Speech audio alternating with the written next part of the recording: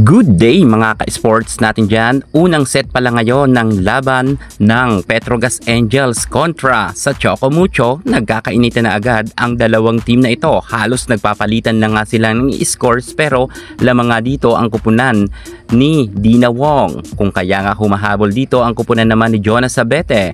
Pero hindi talaga nagpapaawat si Brock Van Sickle kahit sabihin natin na lamang nga ng 3 puntos.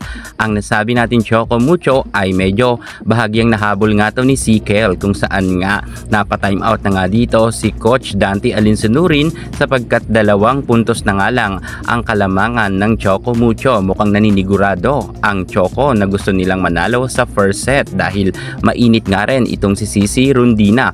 Bagamat nagkakaroon ng bahagyang error, both naman sila medyo ma-error sa ngayon. Talagang nagkakapaan pa ang dalawang team na ito kung sino sa kanila ang mananaig. Sobrang lalakas ng hampas ng dalawang team na ito. Ang mga players dito ay ayaw talaga kapwa magpakabog. Kanya-kanya nga silang palakasan ng spike. Grabe mga ka-sports natin dyan. Match na match talaga ang laban ng dalawang team na ito. Halos palitan lang ng bola, palitan ng scores, agawan, paunahan kung sino ang mauuna sa finish line. Dahil alam natin na ang Petrogas Angels malakas din naman.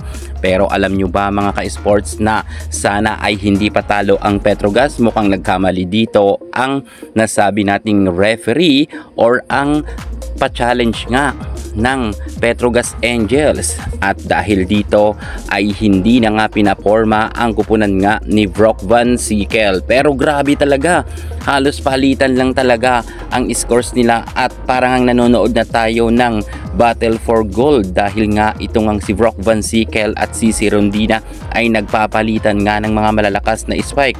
Of course, syempre itong si Jonas Sabete ay palaban sana. Pero nga tulad ng sabi ko, mukhang nagkamali dito ang coach nga ng Petrogas dahil nagpa-challenge pa sila dahil na-block naman ni MJ Phillips at ang naging resulta, natalo pa sila sa pa-challenge.